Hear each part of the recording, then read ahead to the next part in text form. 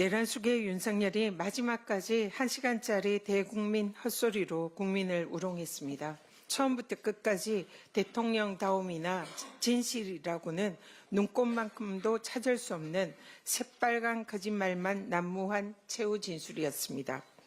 사과와 반성 없는 남 탓, 야당 탓만 늘어놓고 색깔론만 난무한 무책임의 끝판왕이었습니다. 헌법을 파괴한 자 헌법으로 심판해야 합니다. 하늘이 두 쪽 나도 헌법 파괴자 윤석열은 파면해야 합니다. 헌정질서와 민주주의 수호의 최후 보루인 헌법재판소의 역할이 막중합니다. 헌법재판소가 만장일치로 대통령 윤석열을 헌법의 이름으로 파면한다는 민주공화정 대한민국 수호선언을 선포해 주시기를 엄숙히 요청드립니다. 용산 공천 안방마님 김건희와 국힘의 매간매직 커넥션 반드시 밝혀야 합니다. 권성동, 윤한홍이 김영선 의원 공천을 반대해도 걱정하지 말라라는 김건희의 통화 녹음은 국힘이라는 공당의 공천이 법에 따라 이루어졌을 것이라는 일말의 기대마저 시궁창에 던져버린 막장극이었습니다. 공천마님 김건희 치마폭에 숨어서 뒷거래로 얼룩진 국민의힘은 정당이 아닌 공천 브로커 집단이라 불러야 마땅합니다. 윤석열이 명태균의 황금폰 공개가 두려워 비상계엄을 일으켰다는 의심은 이제 의혹이 아닌 확신이 되고 있습니다. 김건희의 마수가 어디까지 뻗쳤는지, 정말 황금폰이 계엄의 방아쇠였는지 철저한 특검 수사를 통해서 명태균 게이트의 실체를 규명해야 합니다. 명태균의 집단 감염된 국민의힘에 대해서 국민들께서 거부권을 행사해 주십시오.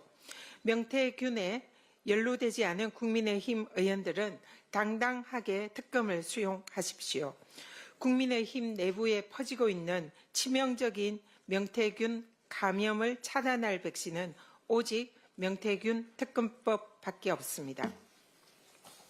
한동훈 국민의힘 대표가 이재명 대표가 행정부를 장악하면 사법부 유죄 판결을 막으려고 계엄을 할 수 있다라는 터무니없는 망상적인 궤변을 늘어놓았습니다. 그렇다면 한동훈 전 대표 주장은 윤석열의 계엄 목적은 윤석열과 김건희의 명태균 게이트 수사를 막아서 사법부 유죄 판결을 회피하려는 것이었다라고 주장하는 것과 다름이 없습니다. 한동훈 대표의 주장과 달리 대통령은 재직 중에는 형사상 재판이 중단이 됩니다. 혹시나 한동훈의 망상적인 궤변으로 오해가 있을까봐 철저히 법률과 헌법의 규정 중심으로 설명을 좀 드리겠습니다. PPT 좀 봐주십시오. 대통령은 내란 또는 외환의 죄를 범한 경우에는 재직 중에 형사상 소추를 받지 않는다. 헌법 제84조 대통령의 불소추 특권이 규정되어 있습니다. 그러면 여기서 소추의 정의가 무엇인가 이것이 궁금해집니다. 형사소송법 규정에 따르면 이 소추의 정의가 있습니다. 국가소추주의 이렇게 형소법에 규정이 있는데요. 여기에 소추라는 것은 검사가 제기해서 수행하는 것을 소추라고 합니다. 그래서 형사소송법에 따르면 소추는 공소제기와 공소유지 업무를 모두 포함합니다. 그러면 공소유지 업무라는 것은 재판을 말하는 것이고 이 재판은 형사소추에 포함이 되므로 불소추 특권에 포함이 돼서 재판이 중단된다는 것은 헌법과 법률의 규정에 의해서 명확합니다. 그래도 혹시나 좀 의심스럽다 싶으면은 헌법학 교과서를 찾아보면 됩니다. 제가 국회 도서관을 쭉 찾아봤습니다. 국회 도서관의 대부분의 헌법 교과서에 보면은 이 대통령의 불소추 특권에는 재판도 중단된다는 것이 너무나 당연하다라고 명시되어 있습니다. 먼저 이 대통령을 파면하려면은 아시다시피 국회는 헌법에 의한 파면 절차, 즉 탄핵 절차에 의하지 않고는 파면할 수가 없습니다. 그만큼 대통령의 업무는 매우 중대하기 때문에 국회에서의 탄핵소추와 헌법재판소의 탄핵 의결 이 두 절차에 의해서만 파면이 가능하다라는 것이 헌법에 규정이 되어 있습니다.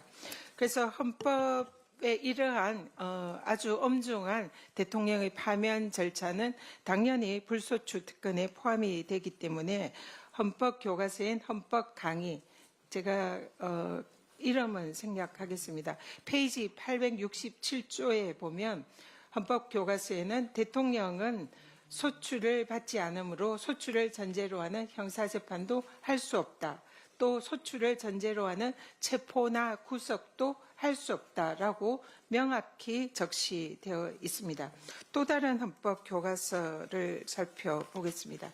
이 교과서 1256페이지에 보면 헌법 84조 대통령의 불소추 특권은 범죄 수사, 공소 제기, 형사 재판권의 행사 등을 모두 포함한다. 이러한 이유는 대통령이라는 그런 특권의 목적은 개인의 보호가 아니라 대통령직의 기능 보장과 국가의 권위 유지에 있기 때문에 대통령의 경우에는 임의로 이러한 형사상의 특권을 포기할 수 없다라고 명시되어 있습니다. 이 외에도 대부분의 헌법학 교과서에는 대통령의 불소추 특권은 기소뿐만 아니라 재판도 당연히 포함이 되고 체포나 구속도 할 수 없다라고 규정이 되어 있습니다.